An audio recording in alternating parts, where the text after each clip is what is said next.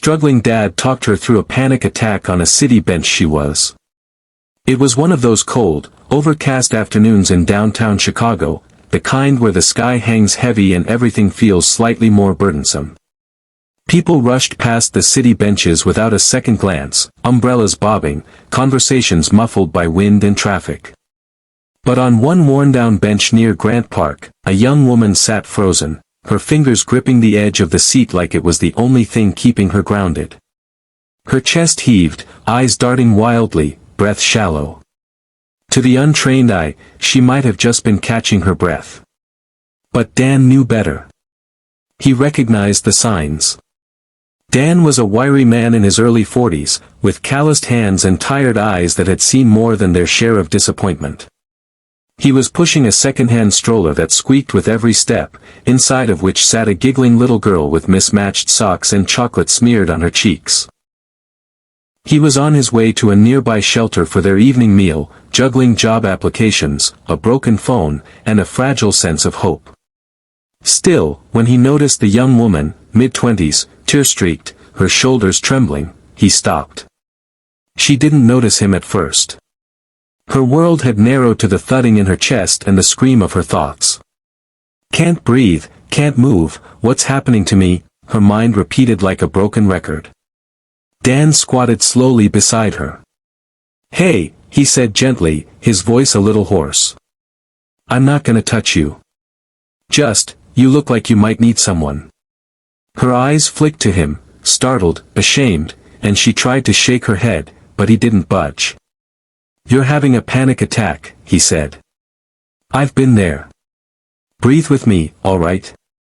His daughter babbled softly from the stroller, kicking her feet against the tray. Dan took a deep breath and exaggerated the exhale. "Like this. In, and out." She tried. It came out shaky, but she copied him. "That's good," he said, nodding slowly. "You're safe. You're okay.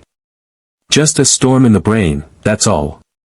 Tears pooled in her eyes as she finally spoke. I don't know why, it just hit me, You don't need a reason," Dan said, sitting on the edge of the bench, careful to keep a respectful distance. "Sometimes life just piles up. Happens to the best of us."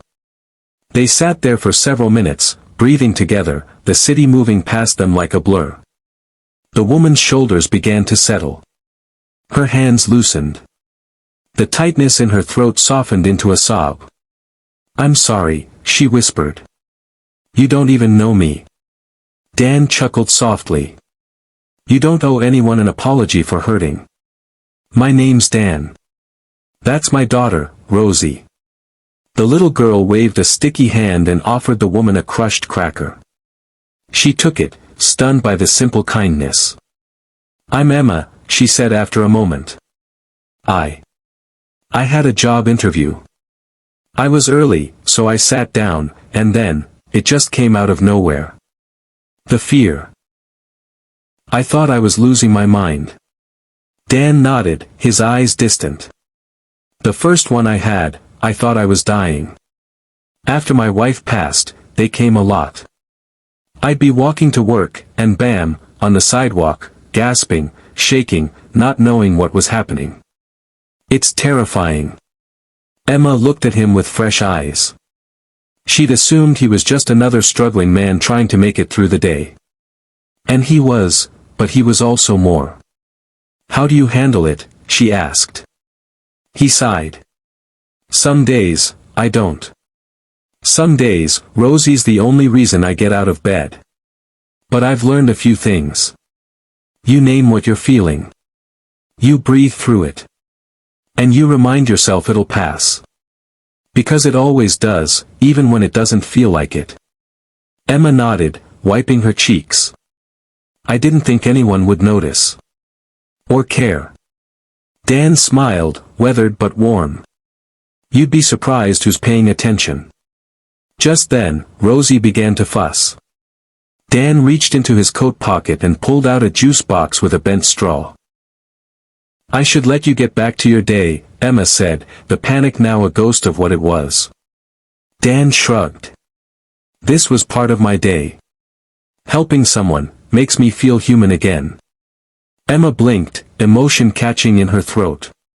I don't have much, but can I buy you guys lunch? Something warm. It's the least I can do.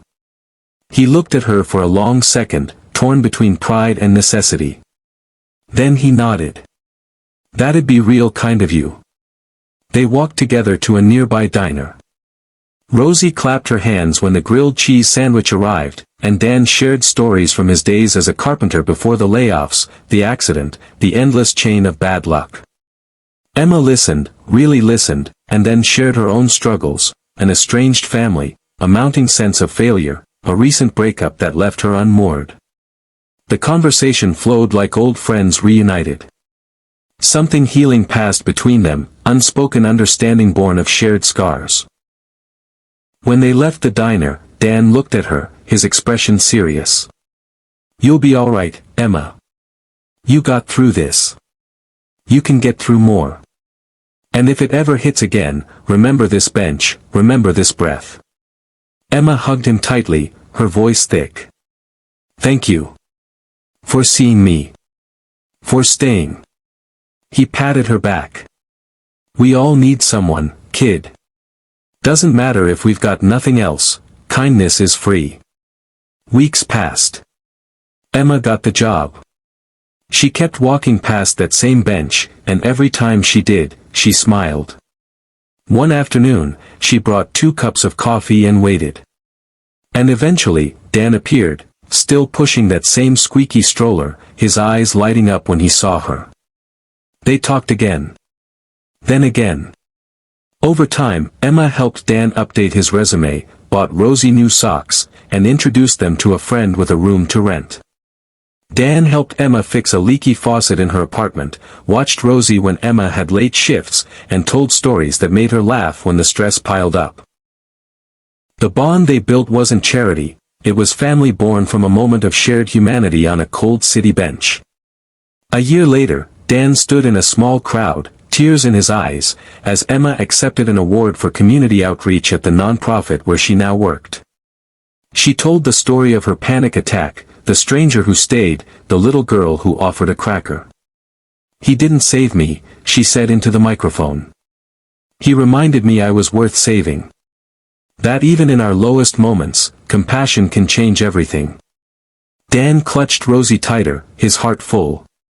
In a world so often distracted, one man stopped. One woman stayed. And a new beginning unfolded.